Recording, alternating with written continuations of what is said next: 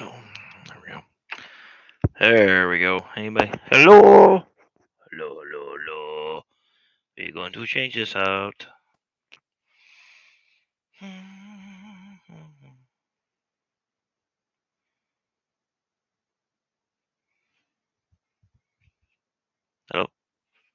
Hello. Hello, kids. How are you? How are we all doing today?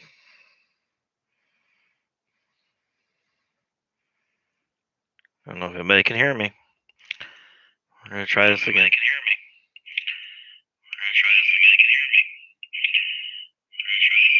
Okay. Lower vibrational frequency when you put wires on. There we go. I guess you can't hear me. Tonight we're talking about. I said I was going to do this like a week ago, but I'm just now getting to it now. This is the Dark Places and Demogorgons Ghost Hunter's Handbook. This is a small supplement book that was put out after the release of Dark Places and Demogorgons. You can see, you got the spirit on the cover there, which the back one actually has got a pretty cool little demon, I think, in on it. But yeah, that's pretty cool. Clocks in probably right around 60 pages, and you got a little bit of information on some different kinds of ghosts, and there's 4 classes. There you got the Clairvoyant, the Parapsychologist, the Mystical Ghost Hunter, and the Nullifier. Those are the 4 classes that are in here. I'm trying to think on the top of my head if they're in the class compendium. I'd have to double check that one again, but I'll do that another time. It has a section here on ghosts, the reasons why they become a ghost, types of ghost, and there's a terror chart and a little bit of information about the other side. Um, Ghost Hunter's gear, new spells. There is a setting here for one for um, Blue Islands and Winter Hill Asylum, which I'm pretty sure that's located around the Jefferson Town setting. And then you got information about the Jefferson Town Paranormal Society and the Ghost Pug, which I'm not sure that one is, but I'll have to definitely check that out. You got Clairvoyant, which a lot of these were done before the additions of like to level 10, so all these classes are still like level 1 through 7. So it'll still give you like your prerequisites, like Clairvoyant, you need a wisdom of 11. And you get some various different things for the advancement on the class. Goes over starting equipment, basically starting money. He's a parapsychologist, so if you're somebody like you want to be a Ghostbuster, hey, there you go, right there. Think of like Egon Spangler or something like that. You got your mystical ghost hunter, which is somebody who's probably very in touch with the other side of things. So I was probably more so than the clairvoyant, but to you, ghosts undoubtedly exist, and they need to be sent back to the other side, friendly or not.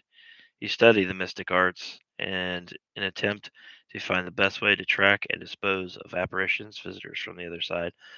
So you're probably looking more into the magic aspect of someone who's in with that. And then you got the nullifier, which is that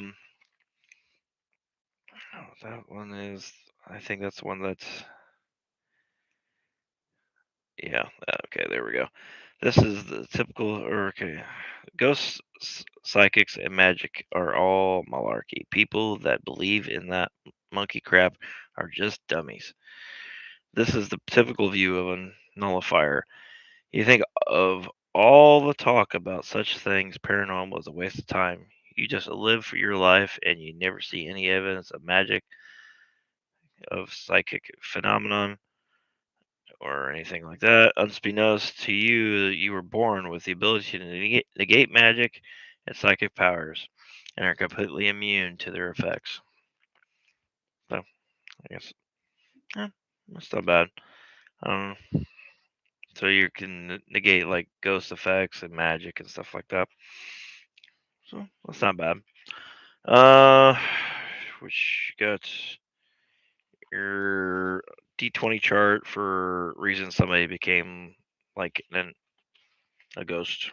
So, one of them is they have a great amount of guilt for doing something and they want to fix it, or they're extremely angry about dying and refuse to leave.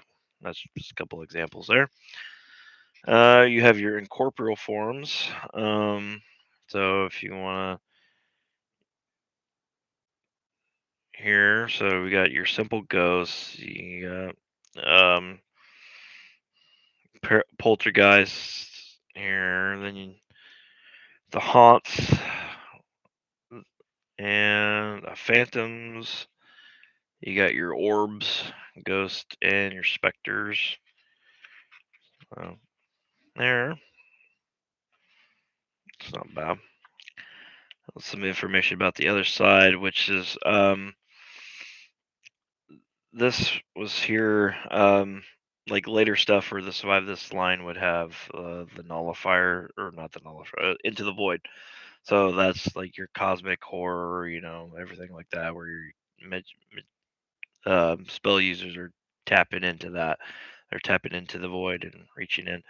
This here is the other side, which that's like basically like where the dead are, the spirits, the ghosts, whatever. They kind of like that in between heaven and hell, earth and all that stuff.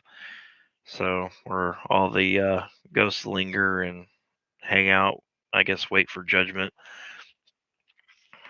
You have a chart here about living creatures crossing over, the other side effects, like I guess as far as like if you're still alive and you somehow find the portal to the other side, kind of deal. So what kind of effects it would have on you? Um, like from what the movie Poltergeist, where they all, it's like the mom goes in and yanks her kid back out. Um,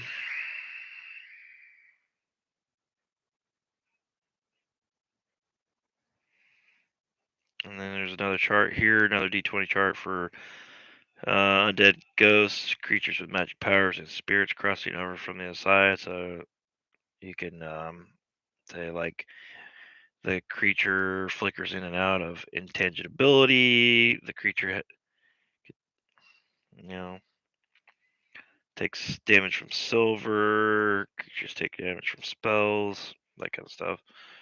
There, and you got items here on the next page, like the Ghost Hunter's kit.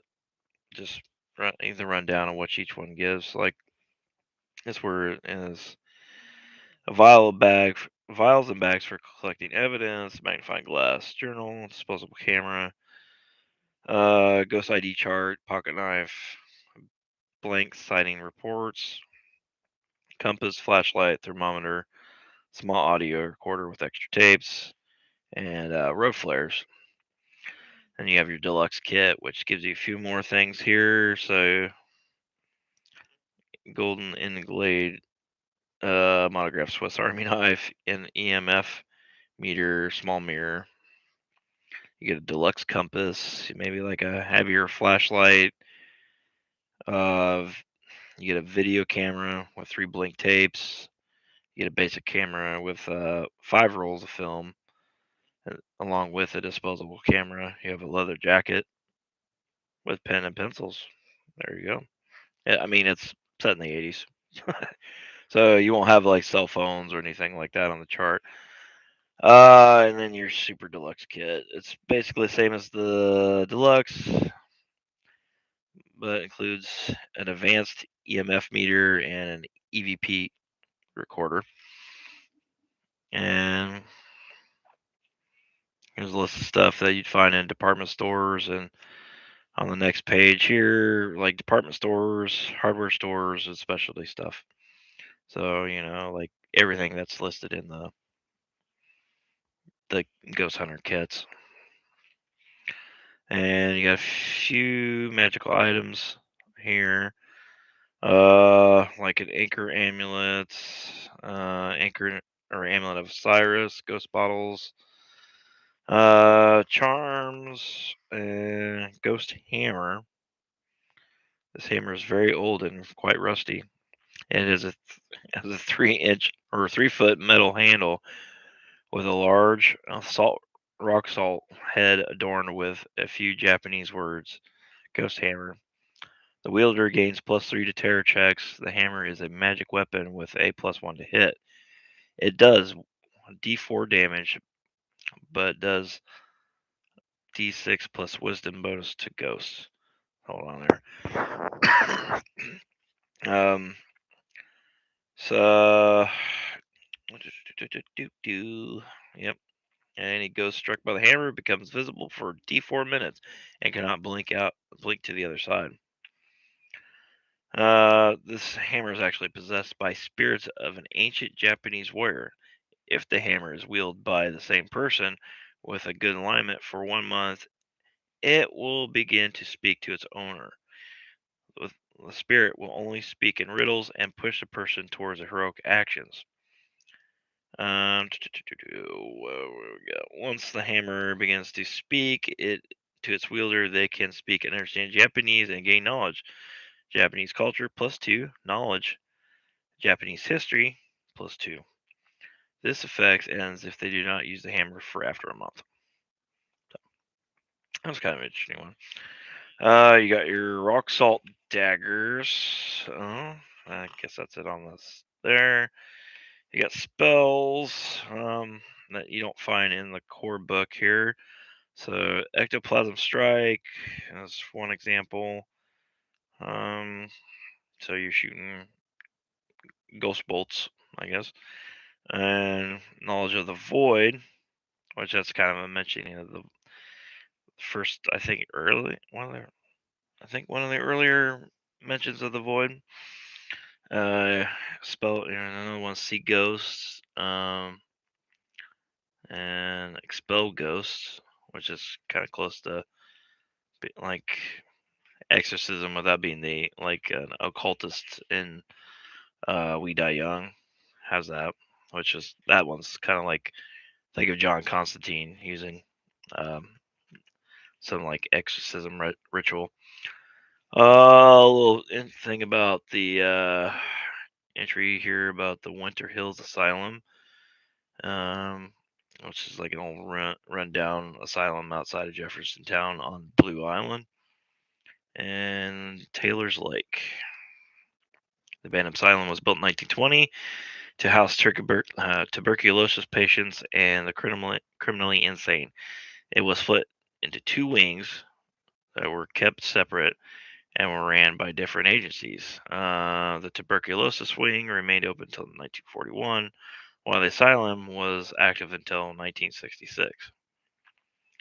So, um, then I think what we have here, a little more information on some of the little bit of the locale of the asylum, the dock area, Star Lake,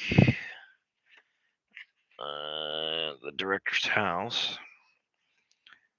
There, you got rumors table here, D10 rumors table. You got the dump, and then the cemetery on the island, where a lot of people were buried there at their time who may have passed. And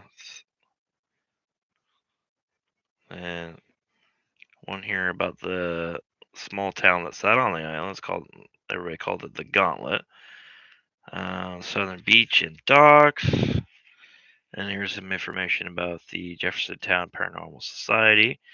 The JPS is a small but growing organization that investigates unusual events and creatures in the area. It was started in 1975 with 4 members that meet occasionally in a back room at the library. Now they have 50 plus members from various areas of Jefferson Town. The group meets once a month in the auditorium at the public library and will get together at other times throughout the year. The more serious members will meet regularly to report on events and sightings and to assign investigators. And you have a list of key members here. You got Amber Gygax, Abraham Jackson Jr., Warren Sambi, I can't even pronounce his last name. Linda Coleman, Dr. Quincy Ambergy, and Michael Davis, and Pierre Lamont, and Tabitha I can't even pronounce it. I'm horrible with names. I'm sorry. Then you have your ghost pug of Ghostlight Road. All information about a ghost dog, I guess. It's a little puggy dog. Okay. Yeah. I love some of the hand drawn artwork in here, which is nice. Kind of like get the creepy house there, little genie bottle. I don't know if you can see that or not, but look at that. Your typical ghosts. You got your demented doctor performing the amputation on himself. Probably more likely dead, but other than that, that's not bad. You got a map here in the back of, I think this is the Asylum and Blue Island. Yep, right there. There. You got your OGL, and list of further readings here. Joanne Austin's Weird Hauntings. Tom Baker, Indiana Ghost Folklore, which I probably should read up on that since I live in Indiana. So yeah, you got a little book here, list of books, and you have your list of movie and television. So if you got like Amityville, uh, Beetlejuice, Blackbeard's Ghost, Fake or Fact, Paranormal Files from the Sci-Fi Channel, Devil's Backbone, The Frighteners. I love The Frighteners. I went and saw that in the theater when it came out. I like that movie. Uh, The Ghost of Miss Muir, Ghostbusters, of course. It's got to be on the list. Hey, Ghost Story, House on Haunted Hill, the original, The Innocents, Poltergeist, and The Shining, and The Sixth Sense. Which those last two, they make sense for this one. But yeah, that's just one of the many setting books for Dark Places and Demogorgons, which is not bad if you want more ghosts, more jinky hijinks, and you know anything besides just your local beastmen and cryptics. So that's it. I wish I didn't have to do this in a live format, but it is what it is. I'm gonna sit here and try to think about what I'm gonna actually do next. Um, it's like I have a lot of blow game stuff, so that's kind of most of my bulk of stuff right now. I mean, I do have some D&D stuff I could probably talk about. Uh, let's which is more in the realms of like I I could probably future video be talking a little bit about basic fantasy. Maybe some white box. I'm not too familiar with white box. I own a copy of white box, but I've never played it.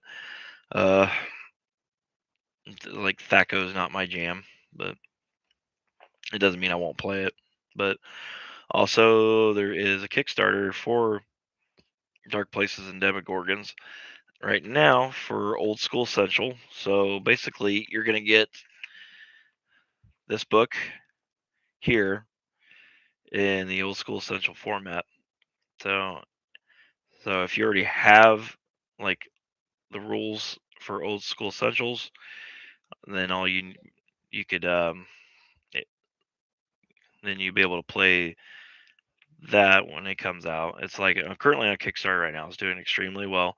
You get the OSE version of this, and you get also you could get the OSE version of the cryptic manual too. So you have all the cryptics are in here. Will be formatted over to OSE, which would be you know not hard to do honestly, even if you didn't have this. So if you had this like the survive this version, there's rules. There would be rules in the OSE player's guide for Dark Places and Demogorgons to convert over stuff from there. But the OSE will have, I'm pretty sure it will have the monsters that are in here um, in the main book for that, for Dark Places and Demogorgons OSE, which I think there's going to be added in a few extra classes that aren't in this core book. I think they're in the actual like other books and the class compendium. I think they're getting added into the OSE. So you'll have quite a few more options than just like say if you just had this book. So I want to say there's like 20 plus classes going into that, but I would definitely check that out if you love old school essentials, you love BX, but you want your 80s kids on bikes, Stranger Things thing. I would definitely check it out. It is it'll it's going to be complete format for matching format for OSE. So that's kind of the stipulation. The book's going to be the same quality as OSE fantasy. So, and it would look perfect on your shelf right next with that also. And there are plans for supplements for that adventure supplements coming out for that also. So, if you back it, you'll get them all basically in the PDF form for the supplements for that. So it'll be like a multiple adventures. And if you do the extra add-on, you could actually get them printed out. So that would be nice. And so you'll have early access to prints for those if you put that in on your add-on as well. So uh, other than that, I think maybe next time I might actually talk about um, another one from it's yeah, it would be another Blow Games one probably. Uh, because it's really on hand that I can get a hold of. But right, so but yeah, um, I will end it there, and I will hopefully see y'all soon. Like, share, subscribe if you like. Check out my wish list. I think I'm gonna add that in to the comments below. It's on my last video, but if you want to donate to the channel, that's one way you can do it right now. So I will talk to you later. Bye.